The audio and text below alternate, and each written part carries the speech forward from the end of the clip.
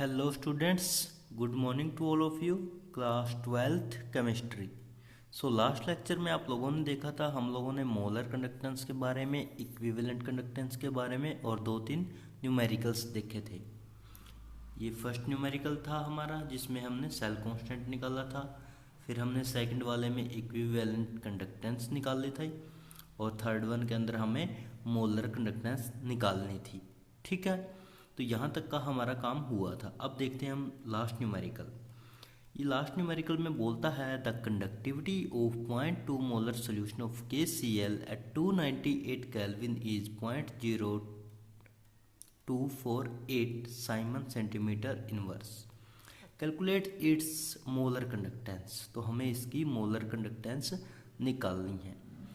कल ही हमने लेक्चर में देखा था मोलर कंडक्टेंस का फॉर्मूला क्या बोलता था कि molar conductance is equal to kappa into 1000 divide by molarity.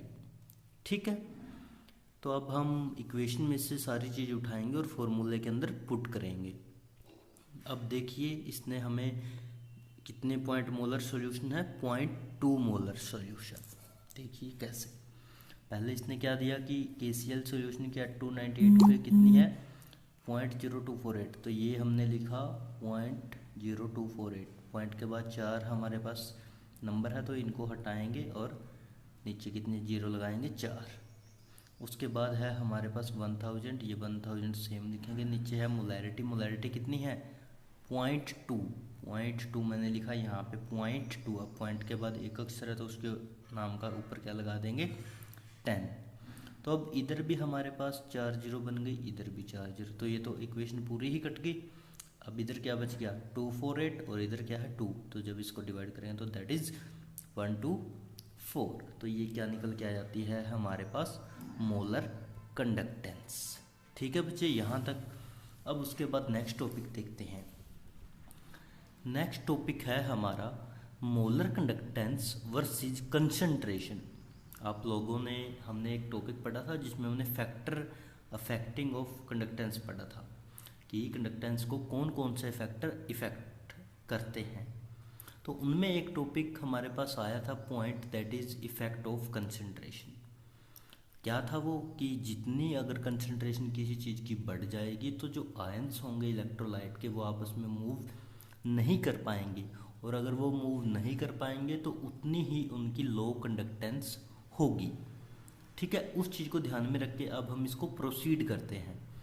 देखिए, मोलर कंडक्टेंस वर्सेस कंसंट्रेशन, ये क्या कहता है कि in case of the strong electrolyte. अभी स्ट्रॉन्ग इलेक्ट्रोलाइट कौन से थे, वो इलेक्ट्रोलाइट जो कंप्लीटली ब्रेक डाउन हो रहे थे डिजोल्व करने पे इनटू आयंस में।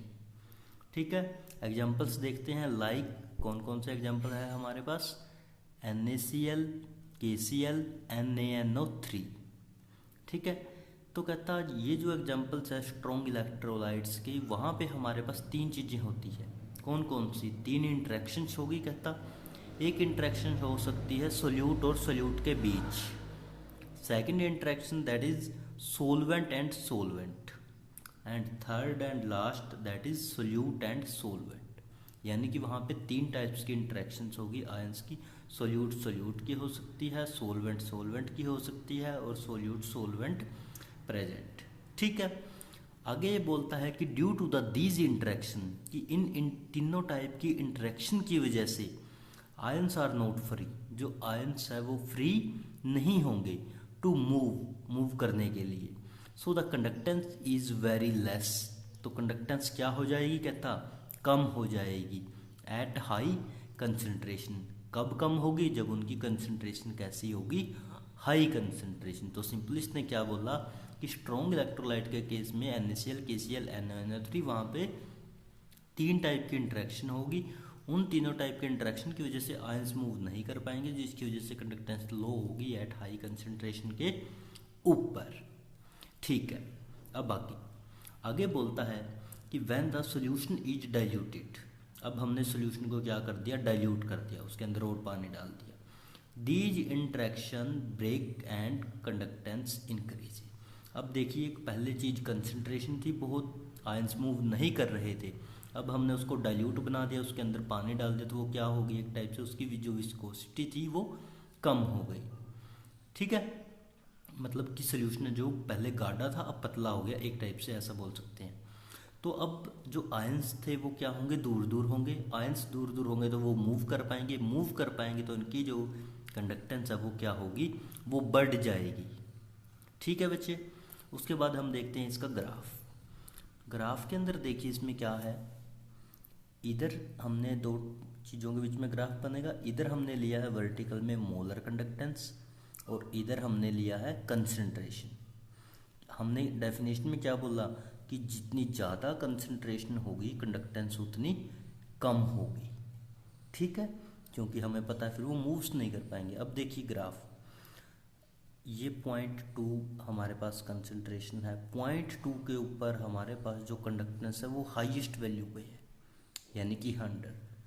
ठीक है, फिर इधर हमारी कंसंट्रेशन बढ़ रही है। इधर जैसे ही कंसंट्रेशन बढ़ रही है तो देखिए जो मोलर कंडक्टेंस की वैल्यू वो क्या होगी, नीचे की तरफ आना स्टार्ट होगी। ऐसे डॉटेड लाइन दिख रही होगी आपको, तो ये नीचे की तरफ आ रही है ना लाइन, स्लोप हो गया ये एक टाइप से ऐसा टेढ़ा।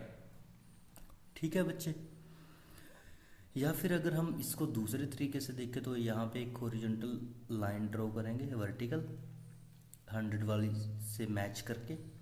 अब इधर देखिए, इधर क्या कह रहा है कि कंसंट्रेशन बढ़ रही है, ये 50 पे ऑलमोस्ट हमारा है, यहाँ पे 50 मोलर कंडक्टेंस पे इधर कंसंट्रेशन बढ़ रही है।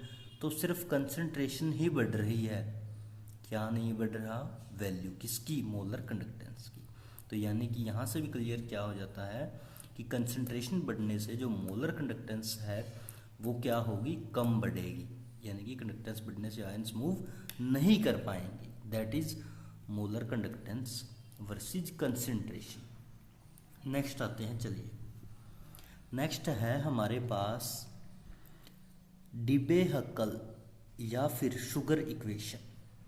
अब देखिए इसको डिबे-हकल क्यों बोलते हैं, कहता this equation is use to calculate the molar conductance at some concentration. कहता डिबे-हकल की जो इक्वेशन है उसका यूज करके हम मोलर कंडक्टेंस की वैल्यू को कैलकुलेट करेंगे किसी एक कंसंट्रेशन के ऊपर।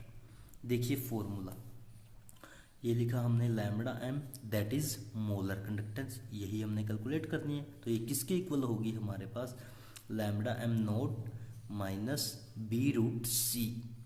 अब ये सारी टर्म हमारे पास नहीं आई है, तो देखते हैं क्या क्या है इनमें। जो हमारे पास लैम्बडा एम नोड है that is limiting molar conductance. ये लिमिटिंग मोलर कंडक्टेंस का क्या मतलब है, limiting molar conductance to infinite solution. ठीक है, उसके बाद है बी। अब ये बी क्या है, बी होता है बच्चे हमारे पास कांस्टेंट, जो कि नेचर ऑफ सॉल्वेंट या फिर टेम्परेचर के ऊपर डिपेंड है। उसके बाद है हमारे पास रूट, ये पता ही है। उसके बाद सी, सी हमारे पास होता है इलेक्ट्रोलाइट कंसंट्रेशन। ठीक है, अभी हमने इसकी में क्या बोला था डिबे-हकल में कि जो मोलर कंडक्टेंस है वो हम कैलकुलेट करते हैं किसी एक कंसंट्रेशन के ऊपर। तो उसका फॉर्मूला क्या बन गया, lambda m is equal to lambda m naught minus b root c. ठीक है बच्चे, यहाँ तक। अब आगे molar conductance in the weak electrolyte. अब हमें मोलर कंडक्टेंस देखनी है किसमें, वीक इलेक्ट्रोलाइट में। अब ये वीक इलेक्ट्रोलाइट क्या था, जो कम्प्लीटली ब्रेक डाउन नहीं हुआ था उसके आयंस में।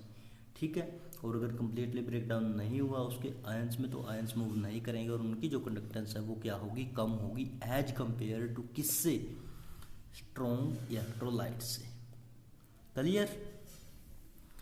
अब देखिए इसमें क्या लिखता है कि in case of the electrolyte the concentration increase. Simple बात है, कंसंट्रेशन क्या रहेगी, इंक्रीज। बट फिर क्या कहता है उसको, with dilution, because the number of the ions with dilution it is not possible to calculate the lambda m in the case of weak electrolyte because it is not possible to extrapolate the line। देखिए simple बात ये क्या कहना चाहता है कि आप लोगों ने पता था कि मोलर जो कंडक्टेंस थी वो हम कब कैलकुलेट कर रहे थे, जब हमने डिबे-हकल की इक्वेशन लगाई थी। उसके अंदर वो कहता है कि अगर हम वीक इलेक्ट्रोलाइट का केस कंसिडर कर लें और इस ग्राफ को देखें तो कहता हम क्या करेंगे, लाइन को एक्स्ट्रा प्लॉट नहीं कर सकते और अगर हम लाइन को एक्स्ट्रा प्लॉट नहीं करेंगे कंसंट्रेशन के ऊपर, वो भी हाई कंसंट्रेशन के ऊपर, अब हाई कंसंट्रेशन जब बन जाएगी बच्चे तो आयंस मूव ही नहीं कर पाएंगे, मूव नहीं कर पाएंगे तो उनकी जो कंडक्टेंस होगी वो क्या होगी, कम।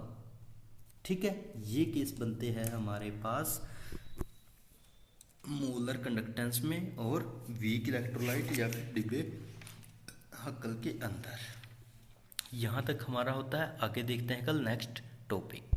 Thank you.